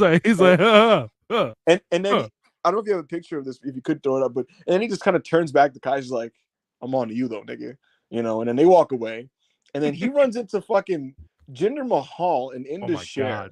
Yo, and Jinder's, every Kaiser's time I see Jinder Mahal on my screen, I get PTSD from 2017, bro. I can't my blood pressure starts to rise and I can't. Someone said abusive ass relationship. It is abusive relationship. So what's it called? He runs into to Jinder's crew, and the energy is basically like, "Hey man, you don't want to start no problems with us." And so I wonder if Kaiser is a hothead here and he starts problems with them, and now Imperium has another group of guys that got to fight. Indashare as a team is okay. Jinder is Jinder Mahal. It is what it is with him. But at the same time, another added tag depth is a good thing in the division. And if this leads to Imperium six mans, I'm not complaining about an Imperium six man. They're so good that they could actually have a fine match with Indashare on television. So whatever, that's just a Dude, thing on the show. could you imagine if what are people going to be able to say about Gunther after he has a 4 with if he has a 4 with Miz and then he goes on to have a 4 with Jinder Mahal? I actually do think he could have a good one with Jinder, to be honest with you. I'm more confident in that than the Miz one. Dude, Gunther is just, man. He's amazing. He's the best wrestler in the company. We had a backstage with Alpha Academy and the Creed brothers. They're just it looks like the Creed brothers are going to establish a relationship with Alpha Academy, and they're going to be training buddies and shit. According to you, Tozawa declared that he's going to win the tag titles, so that's presumably with Otis. They're kind of being silly. The New Day come involved. Tozawa does that stupid fucking dance with the championship. We kind of cut to Ivy Nile and Maxine, who are just watching the men be silly.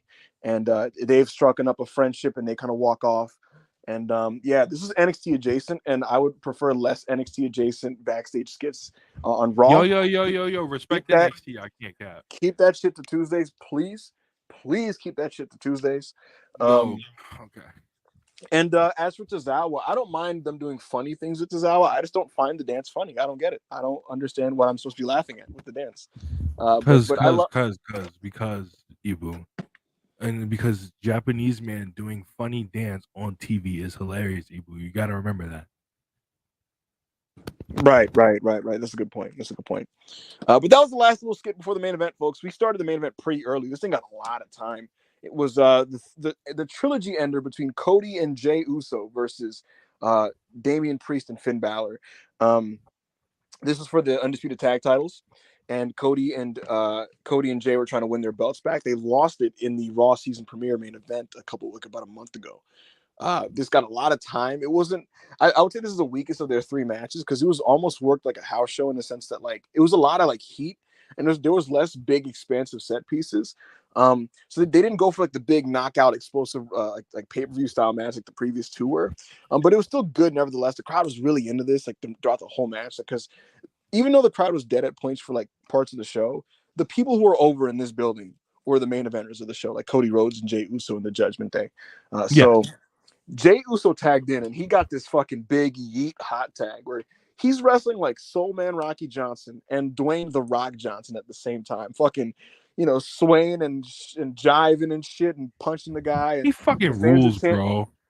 The fans are chanting yeet, and then he's fucking doing like the robot, and he's taking his shirt off and throws it off, and then does like his next uppercut and stuff like that. It was pretty fun. I can't lie. He looked pretty good in this match. Monty was probably losing his mind. He's a big Jey Uso mark. But yeah, man, Jey Uso was the guy getting all the hot tags in this match, not Cody. They were more into seeing Jey on this given evening than Cody Rhodes, which is interesting. But ultimately, a lot of back and forth action. They eventually got the 1D that like assisted fucking elevated Cody Cutter deal. Which is so funny. Which is so funny because this one they did was better than the ones that they were doing when they were tag champions.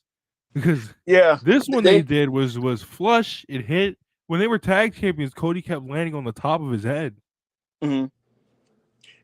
Yeah. So this is a good match. This wasn't like a great match or anything like that. It was just like a pretty good main event. Again, a lot of time, a lot of back and forth actions. Hold on. Yeah, back and forth main event, and ultimately the tide was turned when Drew McIntyre was seen. Jey Uso's on the outside, and he looks up, and Drew McIntyre is standing there, looking over him, and he fucking claymores Jey Uso. And it's like, holy shit. He gets thrown back in the ring, and that's it. I think it's Finn Balor who scores the pinfall on him. And so Judgment Day retain their tag titles. Cody and Jay are disappointed in what Drew did. And Drew makes it up the ramp. Rhea Ripley emerges, and then he shakes Rhea's hand and Raw. So clearly, Drew McIntyre is now in cahoots, and he struck up a deal with Rhea Ripley. Last time we saw the two, it was after Crown Jewel when Drew McIntyre lost against Seth Rollins, and Rhea essentially came backstage and gave him that "I told you so" look. So Drew McIntyre has succumbed to the Judgment Day. He has succumbed to his hatred of Jey Uso, and he has succumbed to his own failures, being unable to win the World Heavyweight Championship.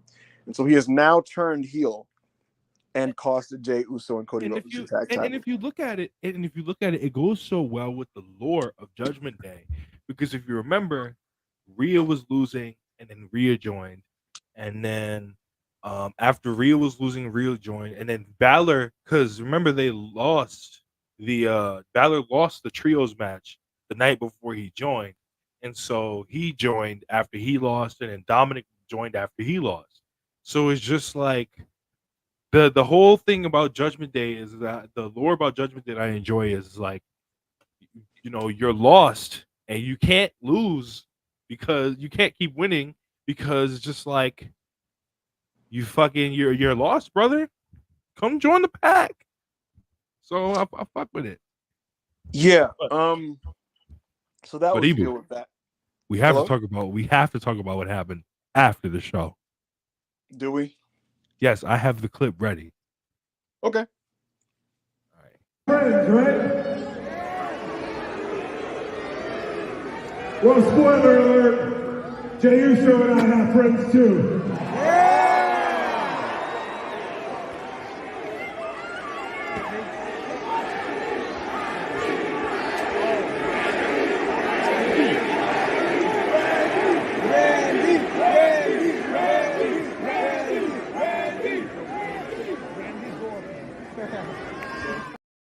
And hey, man, y'all heard that? The fans heard that? The fans are very aware who's on the way. Listen, man, I try not to get hyped for modern War Games matches because they usually infuriate me. But there are a lot of ingredients that would suggest that this one's going to be really fun. Sami Zayn is going to sell in this match. Cody Rhodes is going to be a superhero along with Randy Orton. Jey Uso's there to be like the third entrant babyface to kind of get his hot tag in, so to speak. Dom and JD McDonough are there to take crazy bumps and get their asses whipped. I could see Randy doing the double draping DDT on them. I could see Drew McIntyre maybe getting over as a heel by fucking doing a crazy paralyzing back move to Randy Orton. Like I could see him fucking spine busting Randy on like the steps or something like that. Yeah, there's a lot of combustible ingredients here to make a great main event. And again, like I said, this show is clearly built off the two War Games matches, and they've done a good job making you interested in the War Games matches. Speaking for Raw overall, I thought the Judgment Day Cody Squadron War Games build was strong. Everything else was kind of just there. It was like and it ranged from like that was cool to like that was nothing. The women's stuff is just not very over right now outside of the two top stars. And then the singles men's stuff like Nakamura and Otis and the Imperium stuff was all just kind of solid, fine TV filler. So I thought this was a decent show in that respect. And for next week they scheduled the following matches. They got Nakamura versus Chad Gable. They have Raquel Rodriguez versus Nia Jax. There's another one I'm forgetting, but they're doing a 4-on-4, Rob. It's Cody. It's Cody, Sami Zayn, Jey Uso, and Seth Rollins versus the entire four-man unit of the Judgment Day, and it's a War Games advantage match, where basically the winning team here will get the advantage of War Games, and they'll always have the man advantage.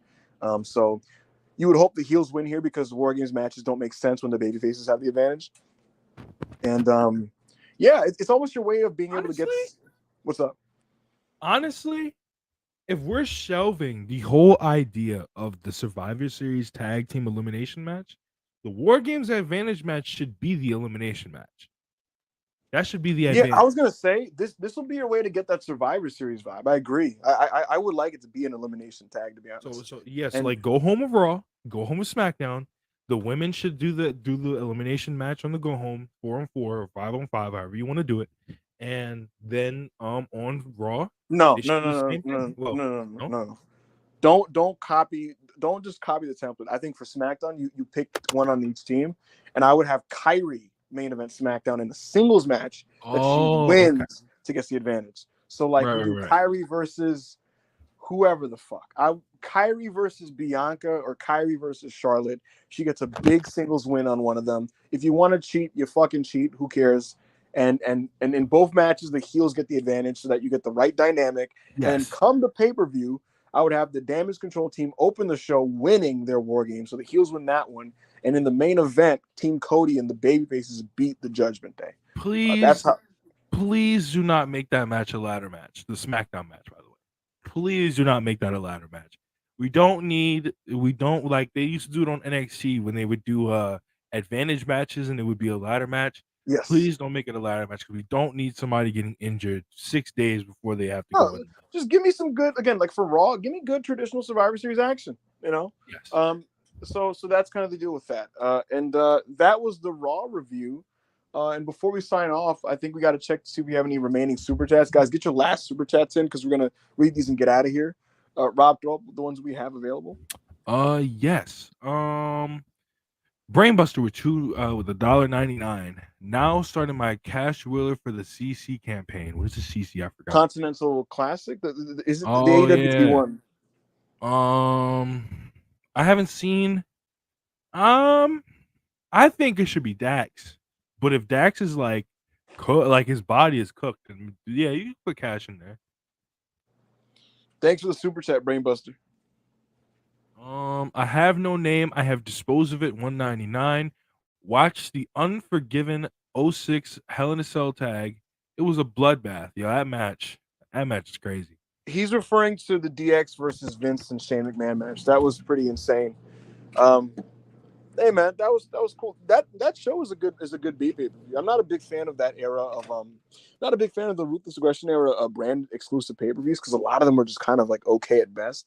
But Unforgiven 06 I remember being really fun. I remember Nitro had a match with Jeff Hardy, I think, and John Cena had the TLC on that show with fucking Edge.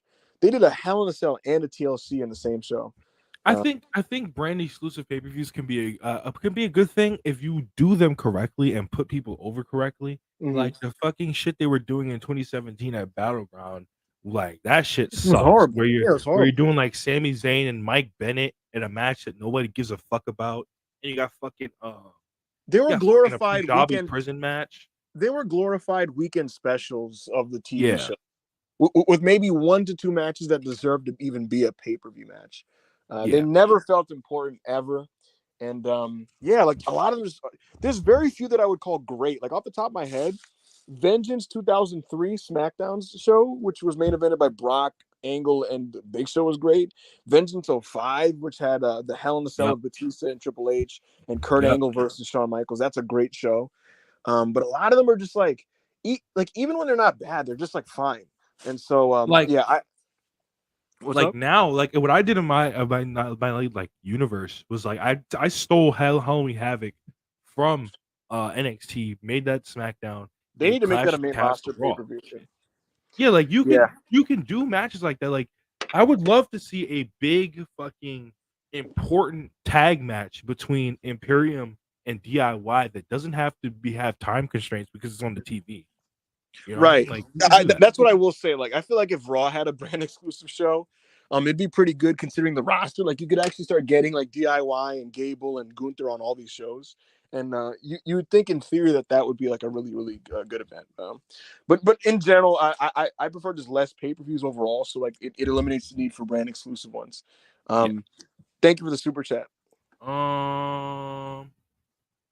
Chandru, 100 rupees. Anyone in AEW thinking of going to WWE as Fed Creative has been better than theirs since Triple H?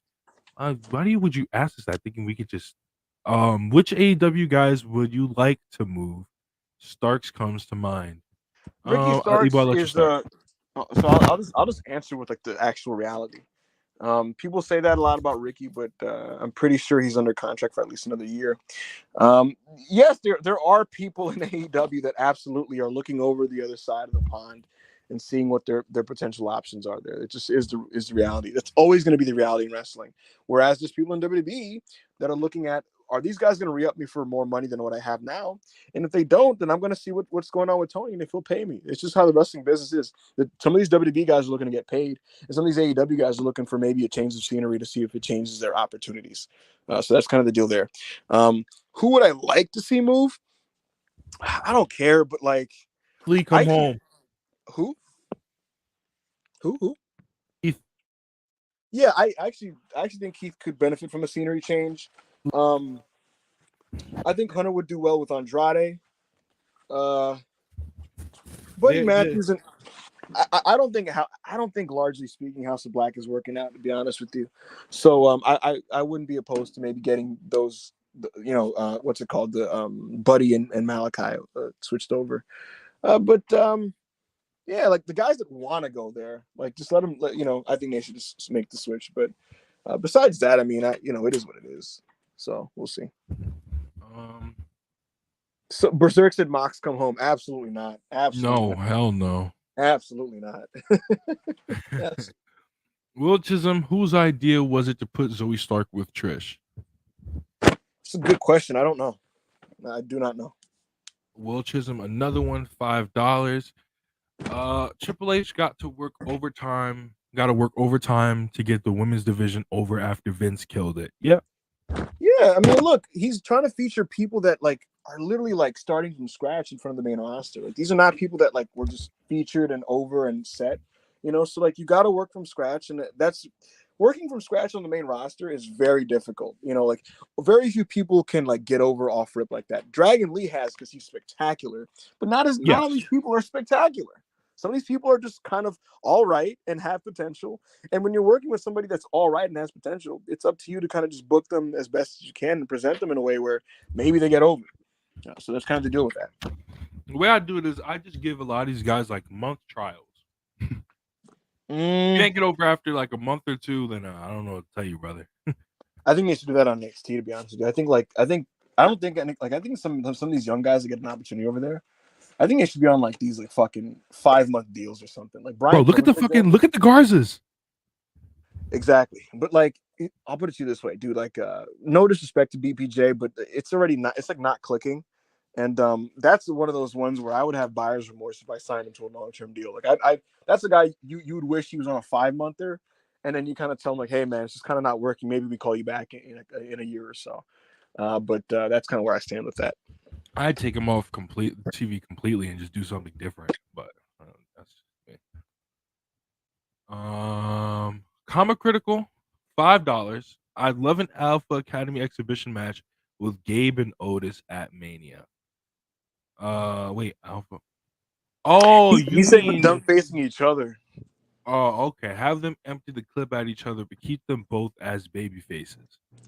I don't know about Mania, but that's kind of interesting as a concept, to be honest with you. I wouldn't. That would be interesting on a brand exclusive pay-per-view. Yeah, like one of those short 3-week stories that kind of they throw it on a pay-per-view that's like a B show. Hey, if Rey Mysterio and Eddie Guerrero had that match at Mania 21 as tag team champions. Yeah, they did. That was a good opening. Oh. Yeah.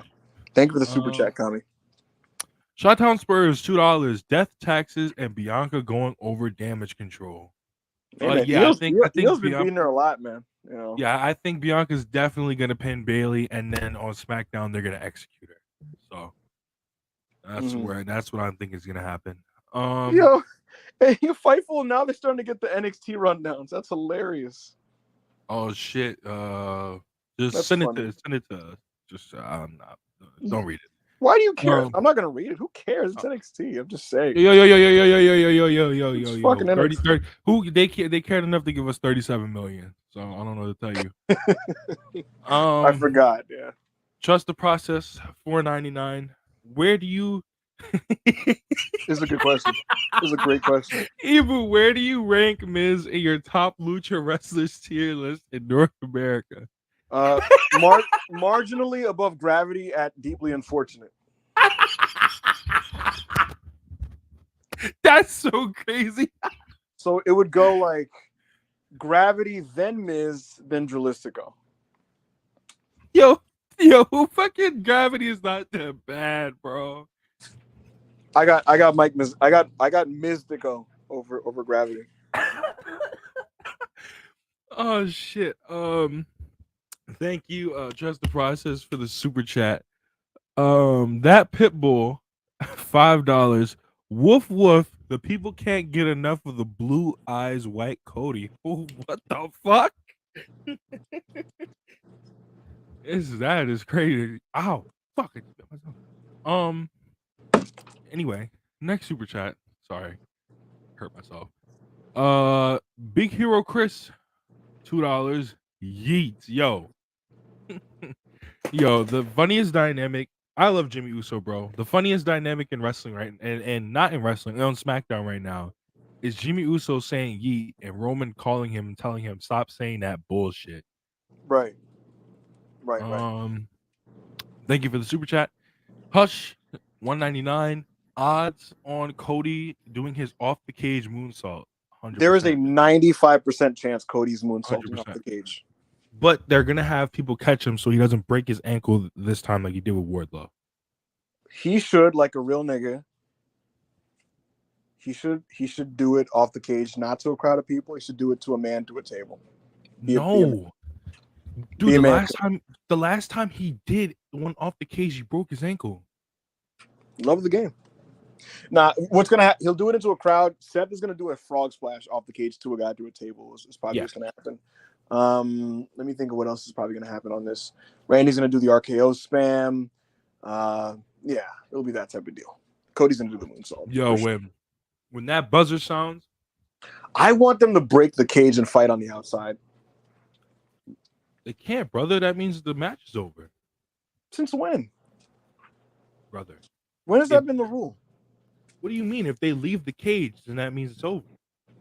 I know that's like the NWA war. Is that the WWE war game rule? Mm-hmm. I guess. If WWE was cool, they'd put Dominic to a flaming table, but that's not happening. Trust the Process, $4.99. Is Jeannie Buss the women's booker of the year? When can we get Remnant Wrestling reviews on WrestlePeers? No and never. No, never. That show is like actually bad, so no. Thank you for the super chat. Will Chisholm, $5. I know the causing reports of a faction of Io, Asuka, and Kairi, and one more woman.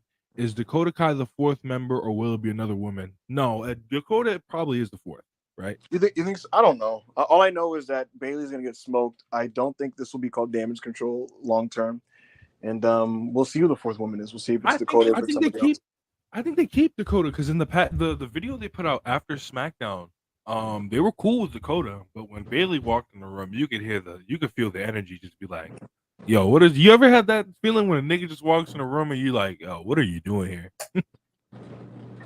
Yeah, for sure. We'll see what happens. That's the energy they got with Bayley, but I don't know. We'll see. Thank you for the super chat. TNA's Most Loyal Soldier with $1.99. Gravity's son or Indy Hartwell's daughter?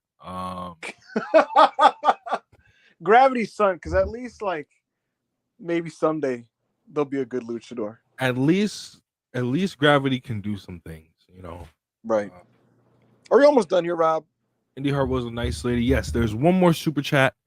Will Chisholm, $5. I wonder if Cody told Triple H he's going to bleed in War Games. He would not tell him this, but he may just sneak blade like Kevin Owens did. Kevin Owens bladed at Payback because he's a beast, and he got fined and paid the fine, and they just moved on with their lives. So, yeah, Cody should just blade. Who gives a shit? Yeah, and that's the end of the super chats. Thank you, Will Chisholm. All right, so this was fun. This went kind of long, but it was the Raw review from yours truly and Rob. I thought this was pretty fun, and I thought you guys were good sports. You know, I know not everybody here is like a big WWE person at all, but I think it's a testament to what we do, Rob. That like people just enjoy listening to the WrestlePeers guys hang out. That like they don't really care; they'll just listen to us and just kick it, even though they don't watch Raw. Right. But whether you were one of those people or you're tapped in and you're locked in and you want to just hear us cover the show, we appreciate you guys for coming through. We're going to try this out and start doing these on Tuesdays because Monty's busy on Tuesdays. Yes. Tomorrow, I'll probably be on here with Monty to kind of cover the news and preview Dynamite. But yeah, this was a good time. I appreciate you guys for coming through and just kind of showing love and showing support. If we got we got one more super chat. One more. God damn it. Here. Stop sending us money. I don't know what I forgot what currency this is. It's euros, right? Or no? Yeah, no, because pounds is a totally different one. Matt Hennessy, 10 euros. I do appreciate Hunter booking and his patience to get certain acts over. I do think his patience will pay off with acts like Reed, Nia Jax. No, Reed, Knox, and DIY. I'm going to give him the benefit of the doubt, though. I'll be honest. I actually do think Paul Levesque is a very disciplined booker, to be honest with you.